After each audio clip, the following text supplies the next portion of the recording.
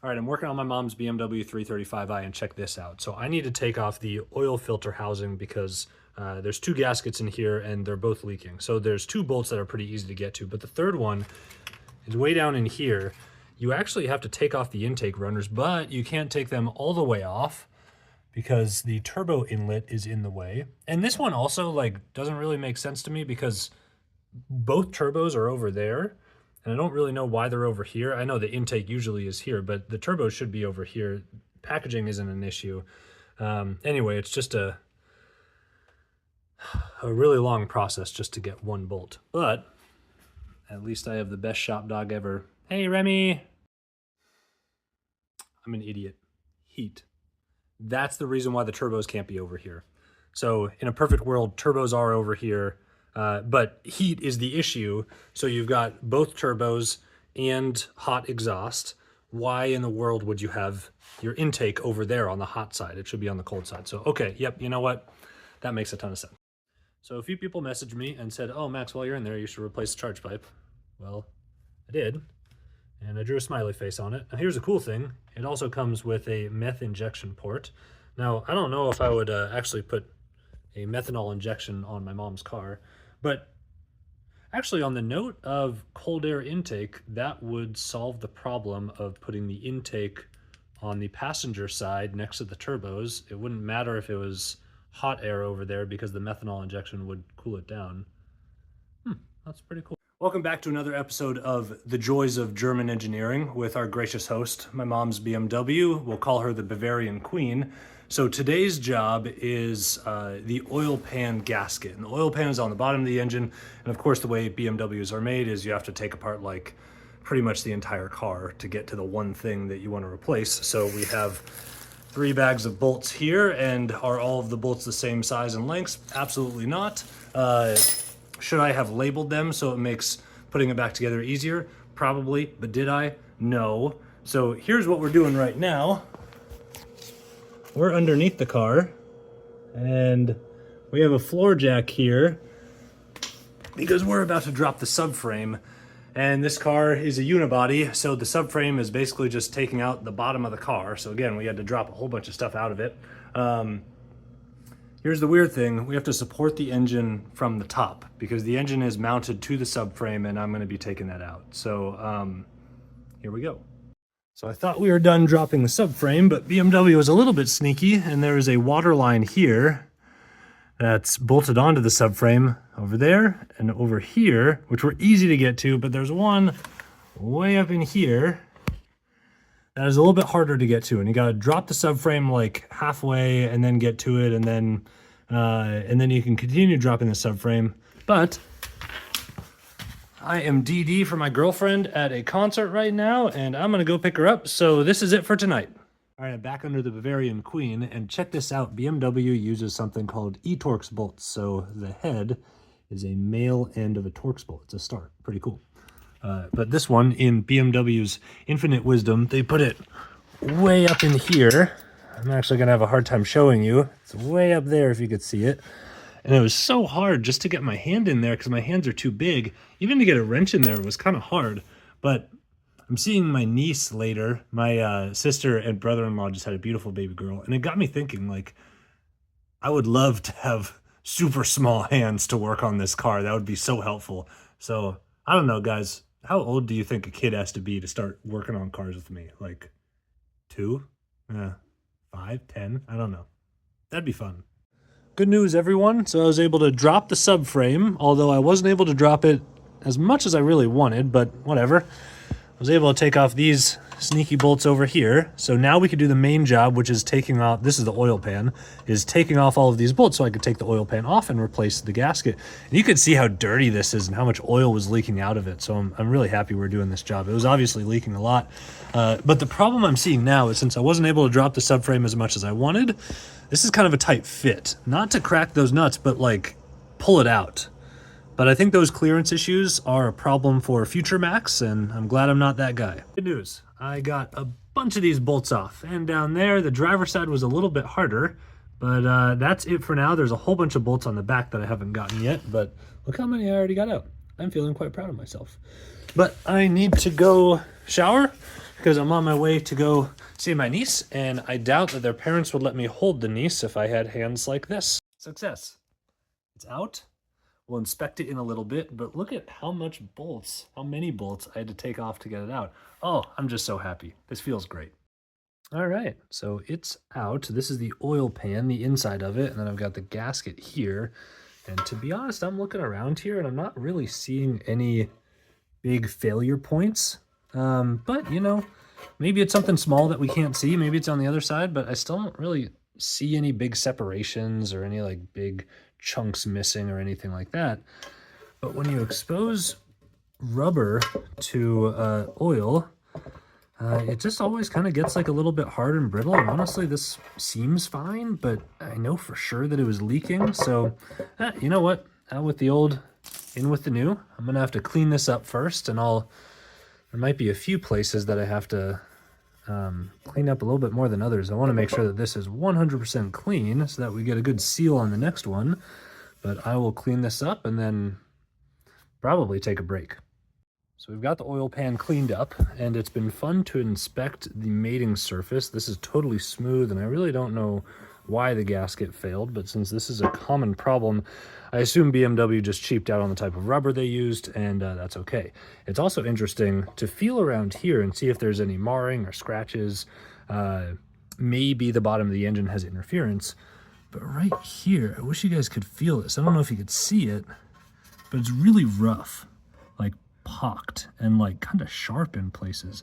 I don't really know what caused it. I looked underneath the engine. I don't think anything's hitting it, but I also don't think that this car has any big overheating issues, but I don't know. So am I going to do anything about it? No, but it's just interesting to note. Okay, we're underneath the car. We just finished cleaning up the mating surface so that tomorrow we're ready to put it on. I've been doing more investigating. Oh, and also this is what the bottom of an engine looks like. Pretty cool. But I am looking at this thing right here, and it looks like there might be some scratches here, and then this looks like a little bit shaved off. And I'm wondering if this is the piece that was making contact and making the scratches in the bottom of the oil pan. Huh, cool. All right, good morning. We're back here at the BMW, and I've got my two helper mechanics here. This is Georgia Peach right here, and that's Remington. So the good news for today is my next door neighbor, Alex, is a mechanic, and he owns Northwest Auto Center in Bellevue. Does fantastic work, and he brought me over some Swedish fish to help me.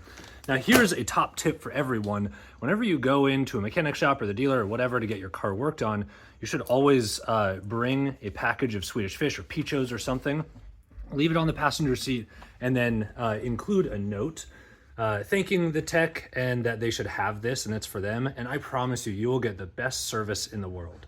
All right, this is the oil pan, and where we stopped last night was it was all clean and all good. So here's the new gasket that's on here, and I'm about to put it back in the BMW.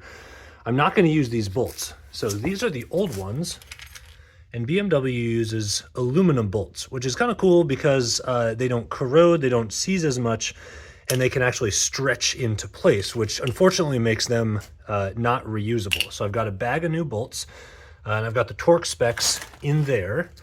And I was kind of worried about like shimmying this into place and hoping that the gasket still lines up with everything. So I zip tied it on just loosely.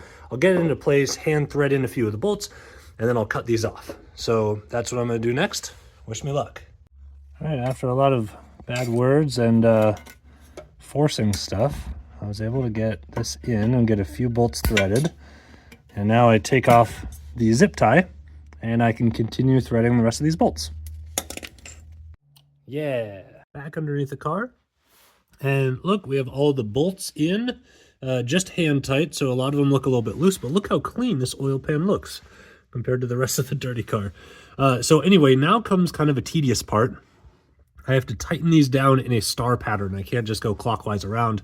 So that's going to be kind of a pain because some of these bolts, especially the ones way back here, are hard to get to. But I will do that, and then we'll break out the torque wrench.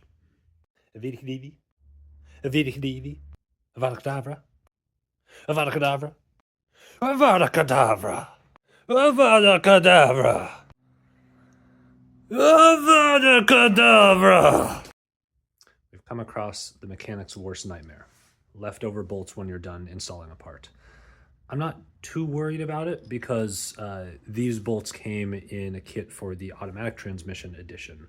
And the automatic transmission has a transmission cooler, which you would need some extra bolts for. So I actually went in and double checked, and I don't think that we need these extra bolts. I'm not going to worry about this. What I do worry about is why anyone would buy this car in an automatic transmission. It's got 2 turbos, 300 horsepower, rear wheel drive. It's got 2 doors. It's a sports car. You should buy sports cars in stick shift. So these bolts are supposed to be torqued to a specific level, and we have the N54 engine, so we need to torque these bolts to 8 Newton meters, which is 6 foot-pounds. Now, I've never seen this part before. After we torque it to 6 foot-pounds, we also have to go 60 degrees past that. So we've got our torque wrench here, and check this out. This wrench lets you know when you've reached a specific torque. So we've made the setting down here, and some of them make a really nice sound. This one doesn't. It's an audible, or not an audible, it's a tactile feel. I'll show you. Okay, so I'm pushing, pushing, pushing. Unfortunately, you can't hear it, but this little lets me know I'm at 8 Newton meters or 6 foot-pounds. No, don't want the big one.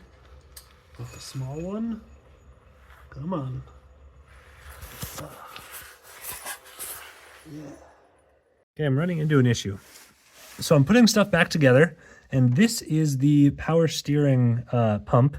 And it's, you can see the bolt holes where it's supposed to go on to the oil pan, but I just can't get it over there because the belt is too tense. So I took the belt off, I lined up the bolt holes, and I put it in, but now I can't squeeze the belt over there. So then I took it off and put the belt back on, tried pulling the whole unit over so I could line up the bolt holes. I couldn't. So I came up to the top of the car. There is the pulley tensioner unit down here, and I tried using a T55 bit in there. It turns out it's a T60, so I kind of stripped the shit out of it. My next step is take this off. I went to the store and got a T60, but it doesn't fit in here because it's a 1/2-inch drive. So I have to take this off, which is part of the air intake. But I'm kind of wondering if there's an easier way to do this. Does anyone know how to, like, I don't know, somehow get tension in a belt or tension out of a belt so I can slip it over one of the pulleys? I need help. But for right now, I feel like I'm kind of hitting a wall. I'm going to start making dumb decisions. So I'm going to take a break for the rest of the night, and I'll hit this another day. Hey everyone, back at the Bavarian Queen, and online consensus and professional opinion tells me that there's really no safe way to stretch the belt around the power steering pump pulley. So now I'm back at the top of the engine, and I'm trying to get to the belt tensioner. So let me show you where that is. So the belt tensioner is this right here. It uses a T60 Torx bit right there, which you can see I have lodged in there. And hopefully I didn't strip it too much after the last attempt, but the problem is this bit is too big, and I need to move this. This is the other turbo inlet. And honestly, this is just kind of funny because the turbo inlet was a problem on the other side of the engine. And if you remember, if you've been following this for a long time, I was saying that BMW really should have put the air intake on the turbo side of the engine, but they probably didn't because it was too hot. Now, I think if BMW was not cowards, they would put the intake here where it should be and then cut a scoop on one side of the hood, but that would just be ugly. So BMW are cowards for not doing that, but whatever. So I need to move this. The problem is one of the bolts came out just fine. The other one is full of rust and just stripped itself. So now I got to figure out what to do with that. I tried shoving a screwdriver in there. That didn't work. Now I'm thinking maybe I just take a Dremel and cut like a flat slit in it and hopefully use a big flathead screwdriver on that. I don't know. Wish me luck. All right, we have the Bavarian Queen prepped for surgery. So I covered the coolant line up here, and then I was thinking some metal shavings flying around the serpentine belt. Also probably not good. So, oh gosh, it's hard to really show you guys, but right here is what I'm trying to cut. And I think if I do this right, I think I can just cut one slit in it. My problem is this is a coolant line, and if I nick that, it's going to be a total pain in the butt. So wish me luck. No dice. That didn't work. So I cut a slit in it. This is the other one that came out just fine. I cut a slit in it, and the screwdriver, the flathead, is stripping the bolt. So I think the bolt's just fucked and full of rust. So the next thought would be, what if I could cut off the head of it and come at it like from above or below and just cut the head off and then slide this bracket off? Now that sounds good. I just don't think I'm going to be able to get there and move around with the Dremel without cutting the serpentine belt, a coolant line, or some type of electrical thing. So the nuclear option would be for me just to cut the bracket itself. It's plastic. I think I might have to do that. I don't know. I'm gonna have to think for like a minute. Let me disassociate and scroll Instagram for a little bit, and then I'll come back and I don't know. Let's see what kind of surgery we have to do. This could be a make or break moment, but it's a project car. Let's do it. All right, well, nothing on this car is easy. So the first cut went well, but the second one, which is harder, the cutoff wheel actually broke off of the Dremel. But this is an old one. Luckily, it didn't nick any lines, so we're good. That's just funny. I've just never had that happen before. So time for a new one, and we'll give it another shot. Okay, the surgery went well. So we cut this one, and I don't know if you could see it, but the other cut went well too. That one was a little scary, but it gave us enough play for us to get this in here. So that is the correct size bit, the T60. Here's the interesting thing, and maybe a reason why I stripped it in the first place. You loosen it by going clockwise. Righty-tighty is actually righty-loosey in this case. So wish me luck. That's stuck. Couldn't get it to budge. I've got my persuasion bar. Okay, well, I think I was getting it to work. It was moving just a little bit, but I tried it one more time just to make sure, and I think I might have stripped it a little bit more. So this is it for tonight. I'll come back later. I don't really know what I'm going to do. I guess I could replace the belt tensioner, which is these two right here, and this. I don't know. We'll see. That's all for tonight. Welcome back to another episode of the Bavarian Queen. Let me show you what we're trying to replace today. So it's this piece right here, but what you're looking at is a diagram of the serpentine belt and its associated pulleys. So we've got the engine crank right here, the power steering pump, which is where a lot of our problems started, the AC compressor, the alternator, and then here is the belt tensioner, and that's the screw that I totally stripped. So here was the issue. I had to take off the oil pan, which is down here, and the power steering pump was attached to it. So I took off the power steering pump, and when I did that, this belt was so tense that I couldn't put the belt on the power steering pump and put it back on and screw it back into the oil pan. So now what I have to do, or what I tried to do, was release the tension on this belt. So this belt tensioner, these two pulleys move in unison. They're like this right now, but when you move that screw, the whole unit moves like this, which releases the tension and you can slide the belt back on. So I tried doing that, but I stripped the ever-loving shit out of this. So now I'm trying to replace this piece right here. I'm having a hard time fitting this in, and I think it's because that rod that's sticking up pokes out just far enough to make fitment nearly impossible. So I've got my angle grinder, and I think I'm going to cut it like there. Hopefully that gives us enough room. It's in! Yay! And I threaded the belt around all the other pulleys. It all looks good. So now I'm going to stick my bit in there, hopefully not strip it, and then I will rotate it clockwise, which will release a little bit of pressure on this pin. I pull out the pin, and then I'll release the pressure, and then these will flip like that, or they'll rotate a little bit like that, putting more pressure on the system. And then I think we can finally move on. Okay, new problem. The bit is in there, but this turbo inlet pipe is in the way and I can't fit a tool to it. So, you know what? I'm not going to rush this, and I'm going to take a break and research some stuff, and I'll be back later.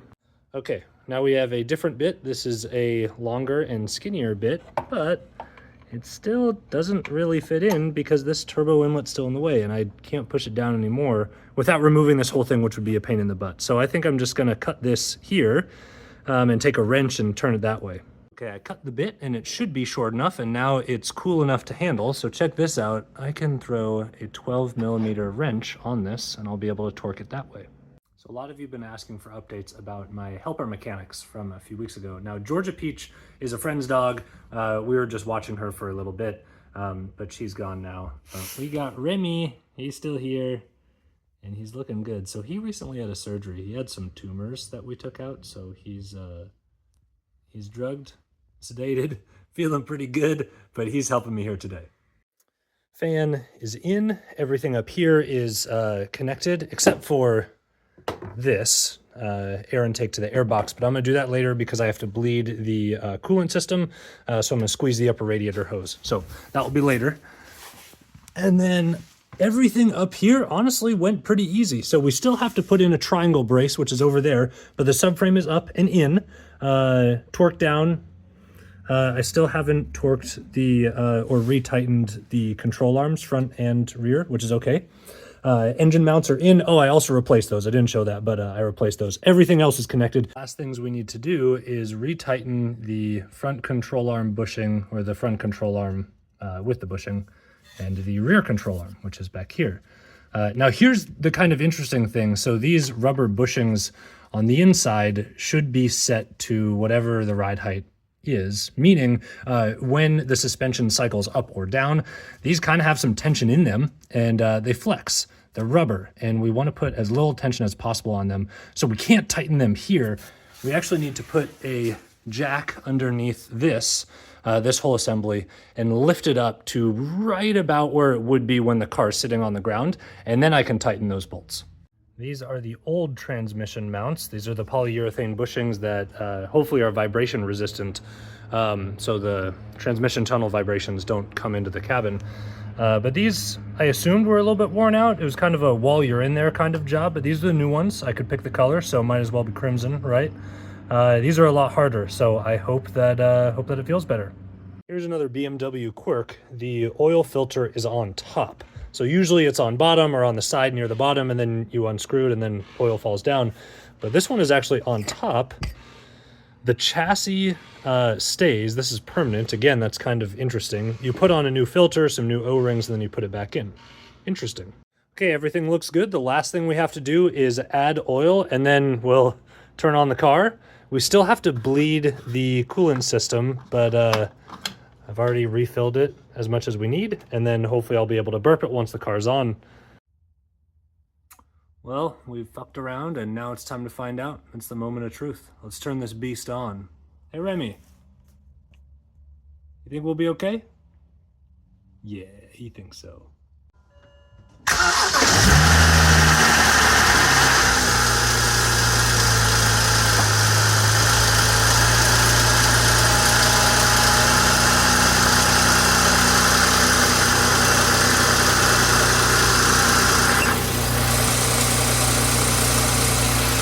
Okay, that wasn't good. So a bunch of oil came out, but I think I found where it was. I think it's this oil pickup line. I mean, there's a ton of oil coming out of here. I can't tighten it from up here. I tried, but I did as much as I can. I think it's this bolt down here that I didn't tighten enough. So that's frustrating, but good news. This looks okay. And then the oil pan looks okay too. So I think I'm gonna have to take out the fan again and redo that, but hopefully that's just a small project. We'll see. Okay, oil cooler hoses were removed. I cleaned them. There were little small bits of broken O-rings. I really think that was our problem. But I put on 2 new O-rings, tightened up the system, put oil back in. Let's try it again. Hey, Remy, you think we're ready? Yeah, I think he does. Oh, also, Remington has pajamas now. So the vet, he hates this, but the vet recommended pajamas so that he wouldn't scratch his wounds. I think he's adorable. Remy, you are such a good boy, and I love you.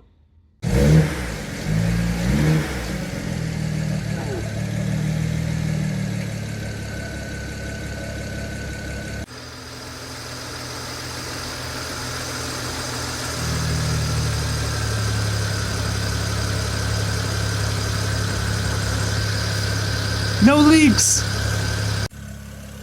Remington, we did it! We did it! Good boy! Thanks for helping me! You did so good! Thanks, Remy! Good boy!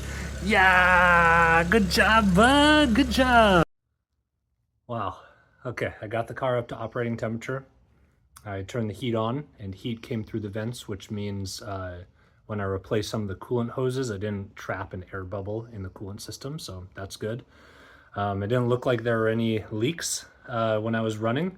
Again, got the car up to oil or to running regular operating temperature. There were no warning lights about oil on the dash. There were a few other, but that's a project for another day. Looked under the car, didn't look like there were any oil leaks, so life is good. So the next step is to put the wheels back on and take it for a test drive.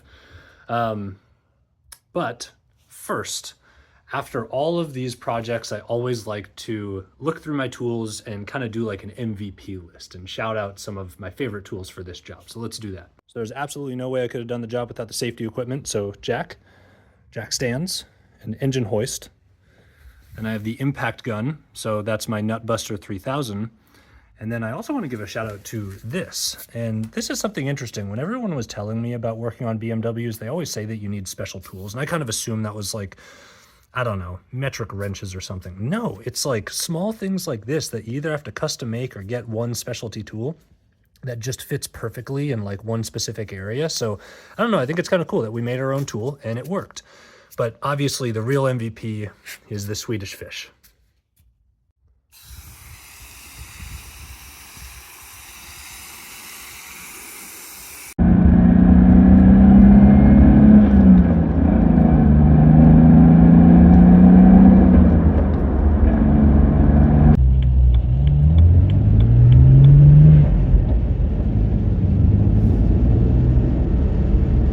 All right, I took the first test drive. I drove it to the office and back. Everything felt and looked really, really good. The car drove amazingly.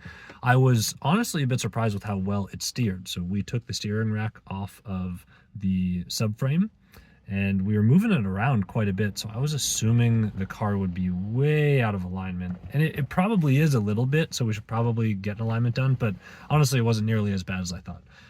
The car held oil, acceleration was really good. My main question to myself was, now that we replaced the motor mounts and the transmission mounts, was the car smoother? And honestly, I have no idea, because for the last 2 months I've been driving this big Jeep Wrangler on big mud tires, so every car is smoother than that. So honestly, I don't know, I can't tell a difference. But when I'm in neutral, stopped at a stoplight, the gear selector stick usually wiggles a little bit, and now it doesn't. So I think we did good. So all in all, this was a job well done. I'm really happy. But at the end of all of these big jobs, I always kind of look at my body and say, well, I took quite a bit of knuckle skin off, but there was also like so much dirt and grime and like old oil that got into my skin, face and hands. So once before I picked up a hand mask and a face mask. This is a mud face mask. I'll probably do a crust whitening strip just for good measure, but thanks for coming along on this journey with me. There's another project that we need to do on this car, but I'm taking a break for a little bit. This was great.